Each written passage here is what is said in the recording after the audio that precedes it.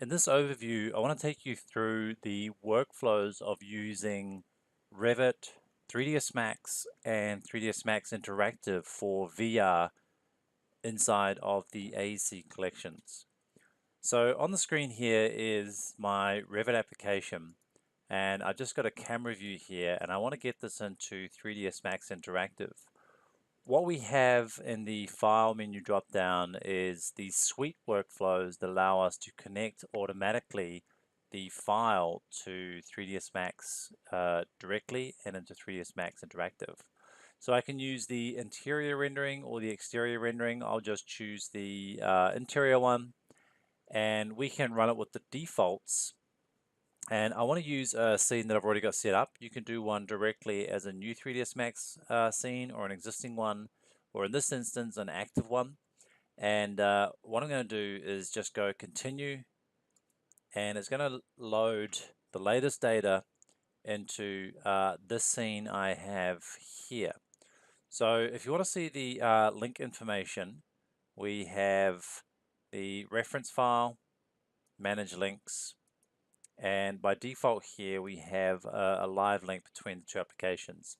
So just to show how this works, if I go back to Revit and go to my floor plan view here and move these items back a couple meters and save it, what we will have, because this is a link, what we can do here is we can hit Suite Workflows, Exterior Rendering, and run this. And again, we're just going to use the active scene and continue. What it will do within a few seconds is it will update the location of those new assets. So this is a live link between Revit and 3ds Max. Now, what we want to do is get this into VR. And from your Autodesk Manage account, you can get the installation of 3ds Max Interactive. To connect to this, we have the Stingray engine to connect to it, to send all. So if I hit, if I just start the program up here, I'll just bring this down. And this is 3ds Max Interactive.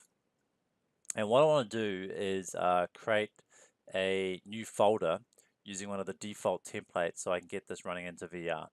So all I'm going to do is go to the templates here, and I'm going to be setting it up for the VR HTC Vive. Go create, and I'm going to give it a new folder name here. So I'll just do a new folder inside of the data sets here. So new folder, and I'll call this YT demo. And this is going to create all the files and the folders that we need for running this inside of an HTC Vive. So this is just firing up, and you'll see folders being created down here. There'll be the data compiling here down on the right, and this will create a demo scene for us to load our data into. Now, don't be overwhelmed by all the folders we have here. This is just the detail components that run the engine. You don't need to be an expert. All you need to do is connect your model data into the content folder under models, and once this is finished loading up, we'll be able to create this link between the two. So if I just flick back to Max here and bring this up full screen, under the Stingray tab, we just go connect, and now that's connecting to the current model. And I'll just give that a couple of seconds just to load up all the information we need. So this is the default scene that 3ds Max Interactive starts off with. What I want to do here is just create a new level. So a level is kind of like a scene, and I'll just do the save level as, and I'll call this demo 1. And now I want to connect my 3ds Max data through, so just back to 3ds Max and go to Stingray, level send all, and this will transfer all the data that's needed. So I'm going to include the materials and the texture maps, and we can include lights and cameras, and we can also have on generate UVs for light baking. So I'm just going to hit save and close. And this will now start to load in all the information to my Stingray environment. Okay, so here's the data loaded in, and I'm just going to zoom back a little bit so you can see it.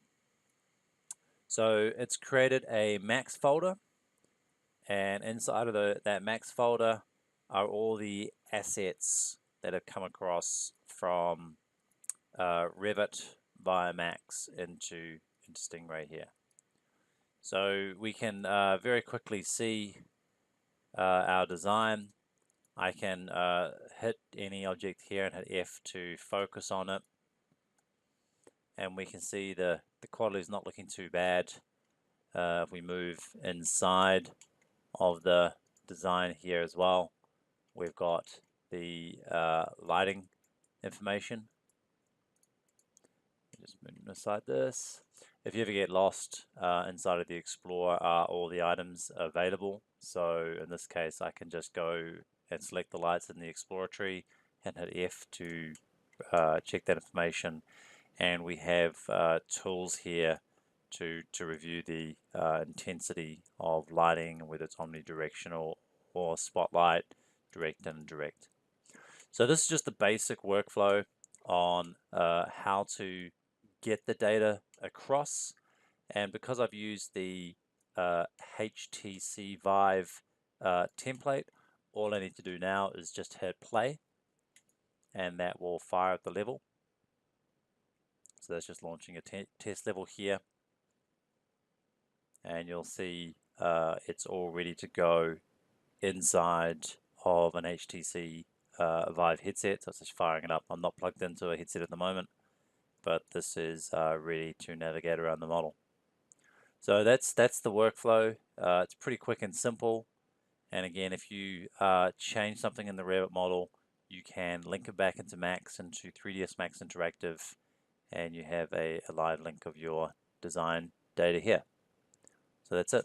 Thanks.